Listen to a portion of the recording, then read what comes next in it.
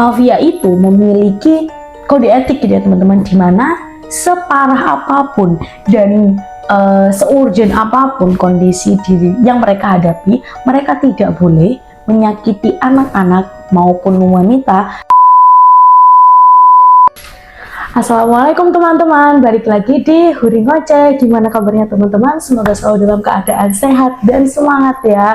Yeay, Happy New Year teman-teman. Selamat tahun baru di 2025. Nah, di malam hari ini Huri akan ikut merayakan spesial tahun baru. Huri akan kembali mengisahkan sesi Huri Ngoceh kriminal spesial tahun baru. Yeay, nggak kerasa ya udah tahun 2025 aja, dengan wishlist yang baru, dengan semangat yang baru. Sehingga aku yakin banget teman-teman di 2025 ini juga udah punya target-target nih yang pasti akan semoga bisa terrealisasi dengan baik di tahun ini. Kalau di tahun kemarin mungkin banyak atau mungkin beberapa wishlist kita belum tercapai, gak masalah, gak apa-apa, karena di tahun 2025 ini Allah masih kasih kesempatan kita untuk berkembang lagi, untuk menyelesaikan semua wishlist itu, dan untuk membahagiakan yang paling utama adalah diri kita dan orang-orang yang menyayangi kita. Oke. Di sesi Huri Ngoceh spesial tahun baru, Huri akan kembali mengisahkan satu kisah kriminal. Kalau kemarin kita udah jalan-jalan ke negara serumpun yaitu Malaysia, Huri akan ngajak teman-teman buat jalan-jalan ke negara yang sangat terkenal dengan mafia. Negara mana itu? Kita akan ke Italia teman-teman, di mana ternyata di tahun 1990-an ada seorang mafia kelas kakap yang dijuluki sebagai si babi, karena dia adalah orang yang amat sangat haus darah, berpenampilan yang sangat tidak rapi, dan sangat banyak merenggang nyawa. Oke, kalian pasti penasaran kan siapa sih si babi ini gitu ya. Oke, biar nggak usah lama-lama, jangan lupa untuk siapin cemilan dan minumannya, kita mulai ke ceritanya yuk. Giovanni Brusca adalah seorang mafia kelas kakap yang disegani oleh banyak orang di kawasan Sisilia, Italia, di mana ia memiliki beberapa julukan yang menurutku julukannya juga bukan julukan yang bagus teman-teman, yaitu Io Ferro yang diartikan sebagai si babi, dan juga Ius Kena Christiani yang diartikan sebagai pembunuh warga. Dimana diketahui bahwa Brusca ini memiliki sepak terjang di dunia mafia yang cukup erat gitu ya, dan ia diketahui telah menghabisi setidaknya 200 orang selama masa hidupnya. Dan salah satu kasus paling keji yang diingat sepanjang masa di Italia adalah kasus pembunuhan terhadap anak usia belasan tahun dengan melemparkannya ke cairan asam sehingga jasadnya bahkan tidak bisa dikenali. Diketahui bahwa Brusca ini lahir pada tanggal 20 Februari tahun 1957 di daerah Sisilia, Italia, yang mana ia merupakan seorang cucu dari kakek dan kakek buyutnya yang merupakan mafia terpandang di kawasannya. Dan diketahui bahwa kakek serta kakek buyutnya diketahui bahwa darah mafia ini sudah mengalir turun-temurun teman-teman, dimulai dari kakek buyutnya, diwariskan kepada kakeknya, kemudian diwariskan lagi kepada ayahnya yang bernama Bernardo Brusca, mewariskan tata kemafiaannya ini kepada ketiga anaknya. Jadi Giovanni Brusca ini memiliki dua orang saudara lagi yang mana semuanya merupakan laki-laki. Dengan silsilah yang amat sangat erat di dunia mafia, diketahui bahwa Giovanni ini menjadi salah satu orang terpandang di kalangan mafia Sisilia, Italia pada waktu itu. Karena ayahnya, Pak Bernardo tadi, memiliki banyak koalisi dengan mafia-mafia di daerah yang lainnya. Salah satu mafia terkenal yang beraliansi atau berkoalisi dengan Pak Bernardo ini adalah Corleonesi Daro Salvatore Rina, kemudian Bernardo Provenzano, dan juga Leoluca Bagarella. Jadi ketiga mafia ini merupakan mafia yang amat sangat disegani di daerah Italia pada waktu itu. Pamor yang dimiliki oleh Bernardo Brusca ternyata tidak berlangsung lama, di mana diketahui tepat pada tahun 1985 Giovanni naik ke puncak kepemimpinan dari mafia setelah ayahnya dipenjara. Oke, kita akan masuk ke kasus pembunuhan yang dilakukan oleh Giovanni Brusca. Kisah pembunuhan yang sangat terkenal dan berkaitan dengan Giovanni Brusca ini dimulai pada tanggal 23 Mei tahun 1992, yang mana pada waktu itu di Jalan Raya Palermo ada sebuah bom dengan berat 589 kg meledak di daerah tersebut. Meledaklah itu, bom meledak, di mana diketahui di jalan tersebut ada juga seorang hakim yang amat sangat terkenal tidak bersinggungan dengan mafia atau anti mafia, yang memiliki nama cukup mirip dengan tokoh yang kita ceritakan pada malam hari ini ya teman-teman, yaitu Giovanni Falcone, yang mana aku akan panggil Pak Hakim ini sebagai Pak Falcone ya. Pak Falcone pada waktu itu tengah berlibur bersama dengan istri dan juga 3 pengawalnya ada di lokasi pengeboman, dan diketahui bahwa salah satu korban yang mendapatkan luka serius hingga tewas adalah salah satu pengawal dari Pak Falcone ini bernama Paulo. Nah, dengan adanya kasus pengeboman ini dan juga adanya korban jiwa dari pengeboman ini, maka kasus ini adalah awal mula dari terbukanya serangkaian kasus mafia yang ada di Sisilia, Italia pada tahun tersebut.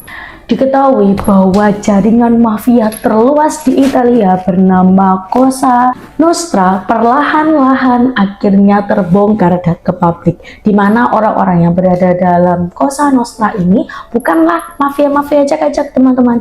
Mereka adalah mafia-mafia yang sangat disegani dan terkenal di kawasan Italia, di Sisilia khususnya. Sehingga tepat di tahun 1992 itu terjadilah penangkapan besar-besaran terhadap para mafia di Italia. Satu persatu mafia ini mulai terungkap karena diketahui bahwa tawanan-tawanan yang udah ditawan oleh negara dengan adanya iming-iming kebebasan atau jaminan dari negara, mereka pun menyampaikan, oh ini tuh si kawanannya ini loh, ini si A gitu ya, dia ditangkap kan. Negara atau hakim bilang tuh, kalau kamu kasih tahu komplotanmu, kita bakalan jagain kamu dengan pembebasan bersyarat atau mungkin dengan jaminan negara kayak gitu. Nah akhirnya si A yang tadinya sudah ditawan itu dia bilang, oke Pak, saya berkoalisi dengan si B punya koalisi si C, dan itu terus mengular. Sampai kemudian seorang pentolan mafia bernama Salvatore Rina, yang juga merupakan koalisi dari Pak Bernardo, ayahnya si Giovanni ini, ditangkap pada Januari tahun 1993. Ditangkaplah itu si pemimpin mafia kawasan Sisilia, Italia. Ditangkaplah si Rina, ditangkap dia dimasukkan ke dalam penjara. Kemudian tidak lama setelah itu Nito Santapaoli yang juga merupakan bos mafia di kawasan Sisilia Utara pun ditangkap. Dan diketahui hal ini terus-menerus terjadi sampai kemudian di bulan Juni tahun 1995, adik ipar dari Salvatore Rina tadi, yang juga sekaligus letnan tertinggi dari jajaran mafia di Sisilia bernama Leoluca Bagarella, resmi ditangkap oleh kepolisian pada bulan Juni tahun 1995. Dan di sanalah akhirnya silsilah dari mafia yang ada di Sisilia terobrak-abrik dan mulai berganti dengan orang-orang baru. Adanya penangkapan-penangkapan mafia ini ternyata justru membuat Giovanni ini memiliki nama teman-teman. Mafia-mafia kelas kakap di atas-atasnya yang sudah tertangkap membuat dirinya tidak justru menjadi target selanjutnya dari kepolisian. Dengan kecerdasan, kecerdikan, kelicinan, kelincahan, dan juga tipu muslihat yang dimiliki oleh Giovanni ini, diketahui setelah adanya penangkapan dari pentolan-pentolan si mafia Sisilia ini tadi, Giovanni pun resmi menjadi pemimpin mafia di kawasan Sisilia selanjutnya setelah Bagarella dipenjara. Kalau teman-teman ingat tadi aku kan menyebutkan 3 koalisi ayahnya gitu ya, yang mana si Salvatore sudah tertangkap, kemudian Leoluca Bagarella juga udah tertangkap, tinggal Bernardo Provenzano, dimana ternyata Bernardo ini selama 25 tahun ke depan juga tetap hidup sebagai seorang buronan gitu teman-teman, tidak bisa mengembangkan lagi bisnis mafianya. Namun Giovanni memiliki hidup yang jauh lebih mapan dan lebih baik berkat adanya kasus pengeboman ini. Tapi sebuah fun fact yang akhirnya diketahui jauh setelah terjadinya kasus ini adalah orang yang menekan tombol bom di jalanan Palermo pada waktu itu sebenarnya adalah Giovanni yang diminta oleh Solfatero Rina. Ini sebenarnya apa ya? Eksekutor dari adanya pembunuhan di jalan raya Palermo ini itu ya si Giovanni ini, teman-teman. Hidupnya dia lagi mujur kayaknya sih ya. Nah, menurut kalian apakah kasus permafiaan Italia akan berhenti sampai di sini, teman-teman? Tentu tidak, karena 1 tahun setelah adanya pengeboman yang diterima oleh keluarga Falcone tadi ya teman-teman, ternyata di tahun 1993 saat kepolisian ini masih gencar-gencarnya mencari mafia-mafia yang ada di Italia, Giovanni melakukan serangkaian pengeboman secara beruntun mulai dari Roma, Firenze sampai ke Milan untuk melakukan konfrontasi kepada kepolisian agar tidak mengganggu bisnis operasi mafia ini. Jadi kayak dia tuh ngertak polisi gitu teman-teman dengan melakukan pengeboman-pengeboman di kawasan Roma sampai ke Milan. Salah satu pengeboman luar biasa itu terjadi di sebuah galeri yang bernama Galeri Uffizi di daerah Firenze. Nah, di galeri itu banyak sekali korban-korban berjatuhan saat dilakukannya pengebomannya. Ya jelas kan namanya pengeboman di galeri gitu lah teman-teman. Nah, diketahui juga setelah terjadinya penangkapan dari Solfatero Rina di tahun 1995 tadi gitu ya teman-teman, Giovanni juga melakukan pengeboman di beberapa titik pariwisata yang ada di Italia. Jadi, yang awalnya ada di jalan raya, terus kemudian pindah ke galeri, di mana galeri itu tempat berkumpulnya orang-orang yang suka seni gitu ya teman-teman. Dan Giovanni melanjutkan lagi pengeboman itu ke daerah pariwisata yang mana jelasnya daerah pariwisata ini penuh dengan manusia. Dengan adanya serangkaian kasus pengeboman ini, diketahui bahwa sedikitnya ada 10 korban tewas dan juga 71 korban luka-luka serta hancurnya banyak sekali peninggalan-peninggalan sejarah yang kalau kita rupiahkan ya teman-teman, sebenarnya itu adalah salah satu hal yang tidak bisa dirupiahkan karena berhubungan dengan sejarah dan juga saksi bisu adanya peradaban manusia. Dengan banyaknya kerugian ini, nama Giovanni menjadi salah satu orang yang paling dicari di kawasan Italia. Namun apakah petugas kepolisian bisa langsung menangkap Giovanni? Namun sayangnya kelicikan dan kecerdasan yang dimiliki oleh Giovanni ini adalah combo yang double combo gitu ya teman-teman. Sehingga kepolisian amat sangat kesulitan untuk mencari letak dan titik keberadaan dari si Busta ini. Nah, salah satu kasus yang amat sangat mind blowing, bikin orang emosi, terus apa ya, aku tuh kok bisa gitu ada manusia kayak gini, adalah salah satu kasus yang amat sangat menghebohkan Italia di kisaran tahun 1993 sampai 1998, yang mana aku tidak bisa menemukan tanggal pasti ya di mana kejadian ini terjadi, tapi yang pasti adalah ketika itu ada seorang remaja laki-laki yang baru berusia 11 tahun yang mana ia diculik oleh Giovanni. Remaja berusia 11 tahun ini merupakan anak dari seorang laki-laki bernama Santio Di Matteo, yang diketahui bahwa Pak Santio ini adalah salah satu mafia juga, tapi memang kayak grade-nya itu masih yang level bawah gitu ya, belum sampai level pentolan, yang mana ia juga seorang informan yang menginformasikan banyak sekali kondisi-kondisi di internal mafia di Casa Nostra tadi yang akhirnya dibongkar oleh kepolisian gitu ya. Dan anak ini bernama Giuseppe Di Matteo yang dia culik ketika usianya masih sangat belia. Giovanni melakukan penyiksaan secara terus-menerus kepada Di Matteo yang pada waktu itu berlangsung selama paling tidak 2 tahun. Santino berusaha melakukan negosiasi dengan Giovanni pada waktu itu untuk menjaga keselamatan anaknya. Namun sayangnya dengan segala daya upaya yang sudah dilakukan oleh Santino justru tidak mendapatkan kabar baik dari anaknya. Tetapi semakin hari Santino selalu dikirimin video, foto, serta kondisi real anaknya pada waktu itu yang telah mengalami penyiksaan. Jadi tiap hari itu ya Pak Santino itu mendapatkan entah email atau mungkin message gitu ya yang memperlihatkan bagaimana anaknya itu disiksa, dan semakin hari siksaan itu akan semakin menyedihkan. Sampai kemudian 2 tahun setelah penyiksaan itu terjadi secara terus-menerus. Puncaknya Giovanni menekek leher anak berusia 13 tahun itu sampai kehabisan nafas, dan sebelum ia benar-benar meninggal diketahui bahwa Giovanni melemparkan anak tersebut kepada kuali yang telah berisi cairan asam sehingga jasadnya tidak lagi dapat dikenali. Gila, masih posisinya kan masih hidup gitu ya. Ya Allah, Giovanni nggak ada akhlak kau emang, ya Allah. Sebenarnya apa yang dilakukan oleh Giovanni sudah mencoreng nama baik dari mafia.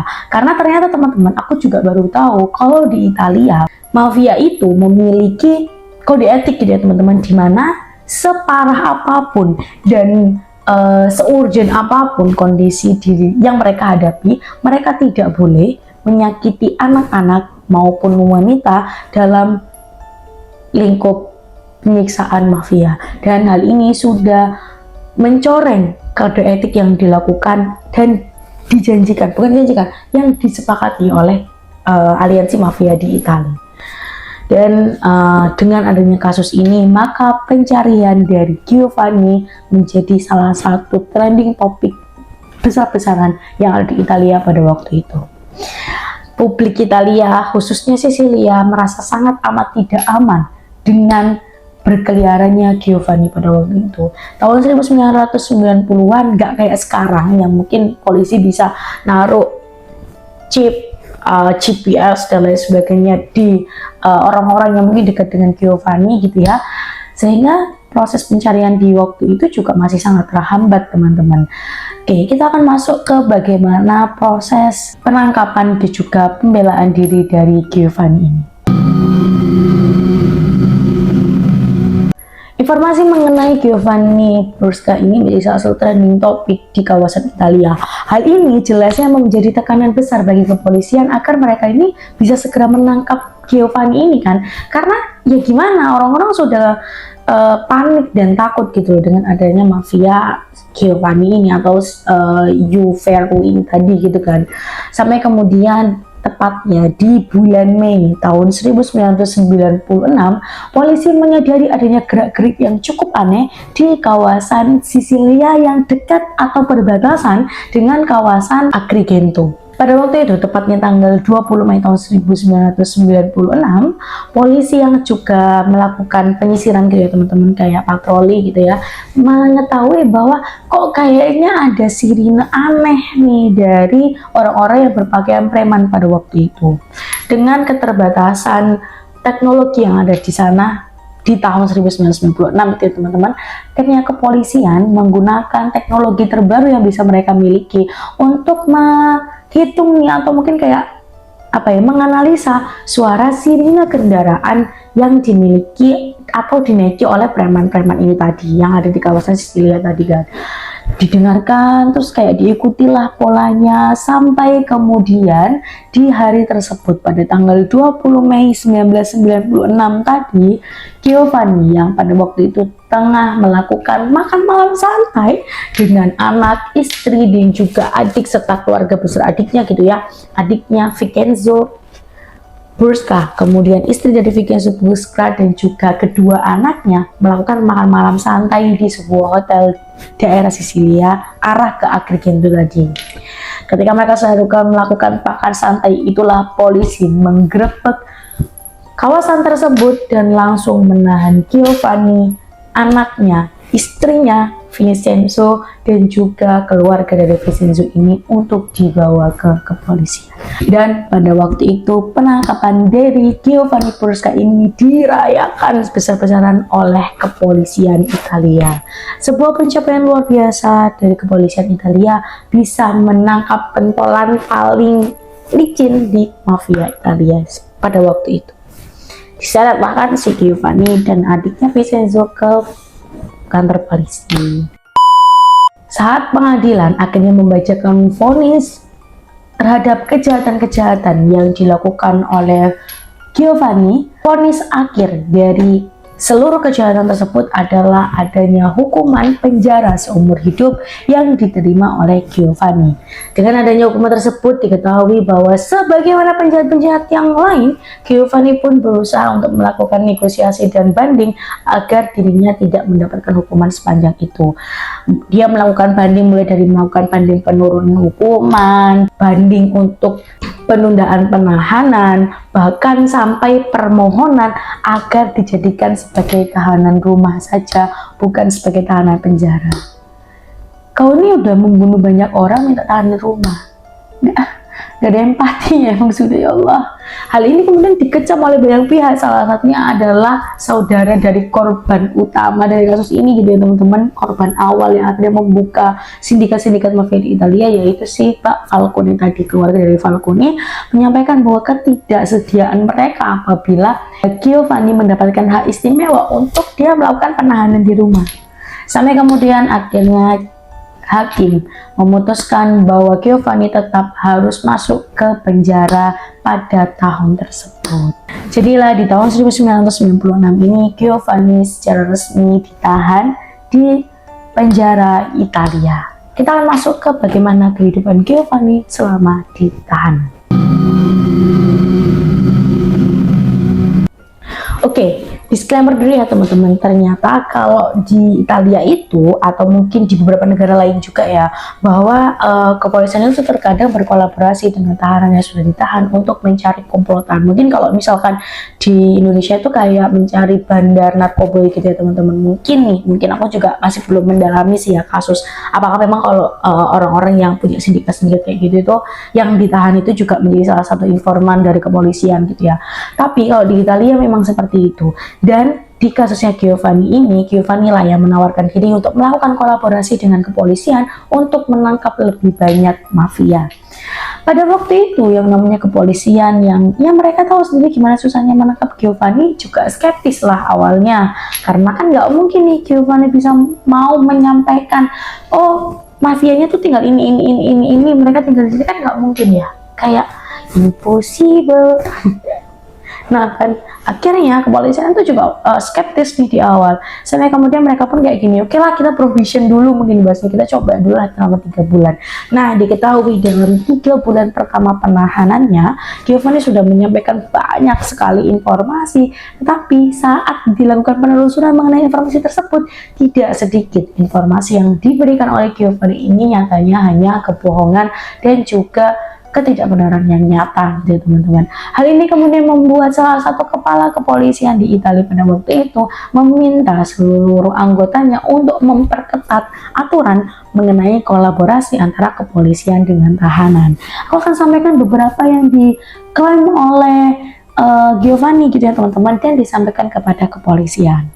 Oke, yang pertama adalah mengenai penangkapan dari Salvatore Riina, di mana Giovanni itu bilang pada waktu kepala polisi, tau nggak sih Pak, sebenarnya penangkapan Riina itu aslinya juga konspirasi aja gitu loh, dimana orang-orang yang ada di sindikat mafia itu udah terlalu muak dengan kepemimpinan dari keluarganya si Salvatore Riina, sehingga salah satu pentolan si Cosa Nostra ini yaitu Bernardo, yang sampai sekarang belum bisa ini kan nangkep si Bernardo kan, dia itu akhirnya ngejual si Riina tadi dengan bayaran hal arsip-arsip serta dokumen-dokumen berharga yang dia simpan di villa rumahnya sendiri. Kalau tahu kan Bapak. Itu yang pertama tuh.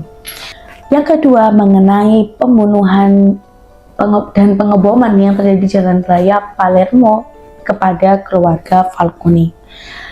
Turska menyatakan pada waktu itu bahwa sebenarnya Riina itu meminta dia untuk melakukan pembunuhan kepada keluarganya Falcone, yang mana pembunuhan ini itu juga atas koordinasi atau komunikasi antara Riina dengan seorang menteri dalam negeri bernama Nicola Mancino, yang mana Nicola Mancino juga terlibat gitu loh teman-teman dalam pengeboman ini. Riina menjanjikan pada Nicola pada waktu itu gitu ya, bahwa apabila pengeboman kepada keluarga Falcone ini terjadi dengan mulus gitu ya, itu akan menjaga Sisilia dan Italia dari pembunuhan-pembunuhan selanjutnya. Awalnya Mancini yang pada waktu itu atau Nicola Mancini ini juga nggak menerima lah, nggak mungkin lah, apa sih yang diomongin anaknya itu bohong kan, dia mafia kan ya. Nggak janganlah kamu percaya, kagak sih Pak Manjini. Tapi kemudian beberapa tahun setelah itu, tepat di tahun 2012, diketahui bahwa Nicola Manjini akhirnya dipanggil oleh pengadilan Italia untuk diperiksa mengenai kemungkinan adanya penyembunyian bukti pembunuhan kasus negara dan juga bukti komunikasi dengan para mafia yang ada hubungannya dengan pembunuhan keluarga Falcone. Jadi emang sih pada waktu itu nggak langsung yang disampaikan oleh si Giovanni Brusca ini diterima gitu ya, tapi beberapa tahun kemudian akhirnya ditelisik benar nggak sih dia diamankan oleh Giovanni Brusca, dan pada akhirnya Nicola Manjini dinyatakan memang memiliki hubungan dengan kasus dari Falcone tadi. Jadi sebenarnya yang diomongin itu juga nggak 100% salah sih ya teman-teman. Beberapa artikel yang aku baca teman-teman diketahui mulai dari tahun 2024 tadi, tahun 2004 Giovanni itu secara kontinu gitu ya, setiap 45 hari sekali. Jadi 45 hari seharinya, gitu, 45 hari lagi sehari, dia memiliki kesempatan untuk keluar dari penjara untuk menemui keluarganya sebagai sebuah hadiah. Ia telah berperilaku baik selama berada di tahanan. Waktu dan tempat dipersilakan teman-teman kalau mau marah-marah ya di kolom komentar ya. Dari banyaknya kolaborasi yang dilakukan oleh Giovanni dengan kepolisian, lambat laun kasus-kasus yang disampaikan oleh Giovanni terungkap gitu ya teman-teman. Dengan adanya kasus-kasus yang terungkap inilah akhirnya yang awalnya Giovanni ini harus menjalani hukuman selama seluruh sisa hidupnya, diketahui bahwa hukuman tersebut akhirnya dipersingkat menjadi 25 tahun penjara. Dan akhirnya 25 tahun kemudian, atau tepatnya di bulan September tahun 2021, Giovanni Brusca dibebaskan dari penjara Rebibbia, Roma. Jadi sekarang dia udah bebas guys, si Giovanni ini. Ya Allah, semangat orang-orang Italia.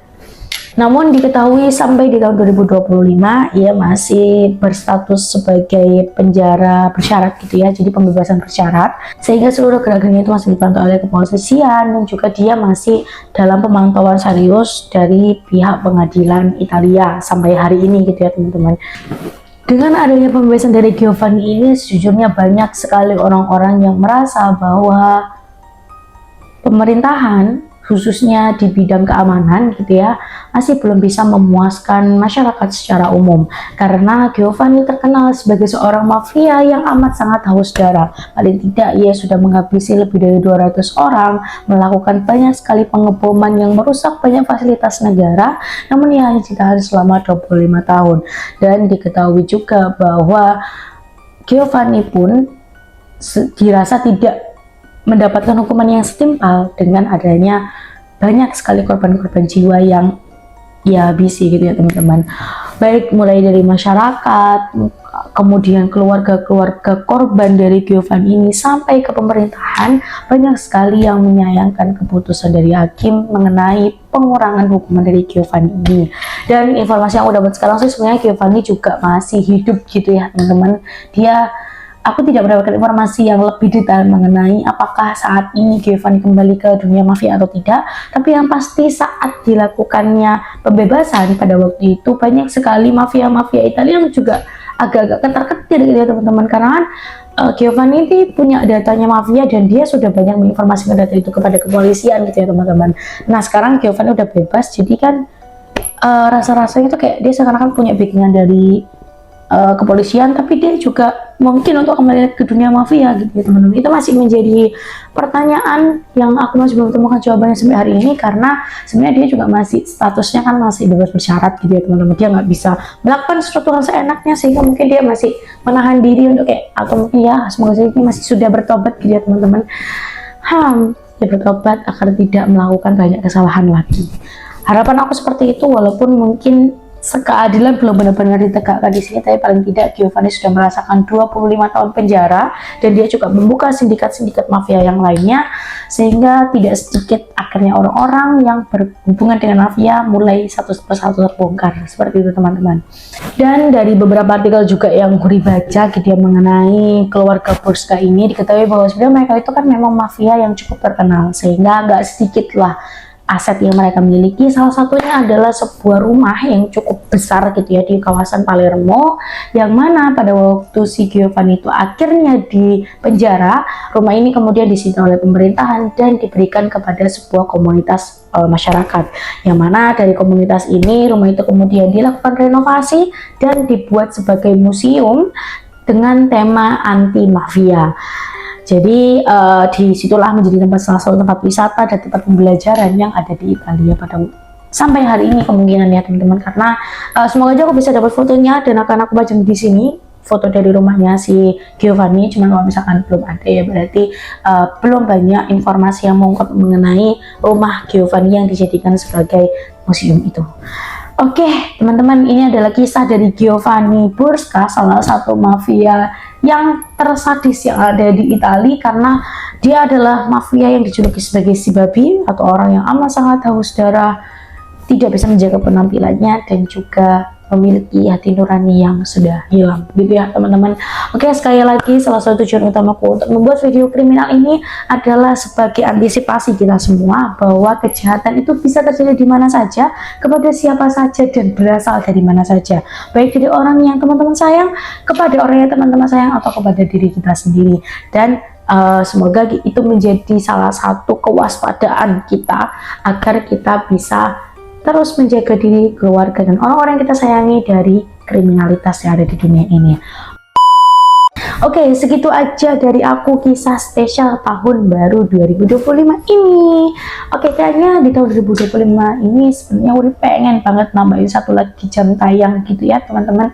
Tapi masih aku pikirkan kira-kira enaknya di hari apa. Teman-teman boleh banget untuk komen ini aja di hari ini, atau di hari Kamis, di hari Jumat, di hari Sabtu, di hari Minggu. Aku akan tampung ide-ide dari teman-teman gitu ya. Jadi boleh banget untuk tulis di kolom komentar teman-teman mau ditambahkan segmen apa di hari apa gitu ya teman-teman. Nanti aku akan coba mengatur jadwal agar aku bisa upload paling nggak seminggu 2 kali gitu di tahun 2025 ini. Oke, semangat tahun baru, selamat untuk kembali beraktivitas, dan dari aku mungkin segini aja ya. Kalau teman-teman suka sama videonya boleh banget untuk di like video ini, jangan lupa untuk di komen juga ide-ide saran-saran buat aku untuk video-video selanjutnya. Dan kalau teman-teman suka sama channel ini jangan lupa untuk di subscribe channelnya dan dinyalain itu tombol pemberitahuannya kalau biar teman-teman tahu kalau aku upload video-video yang lain. Dan kita ketemu di video berikutnya yang lain. See you, assalamualaikum. Karena kecerdikan, kepintaran, dan kelicinan serta tiplum tindakan.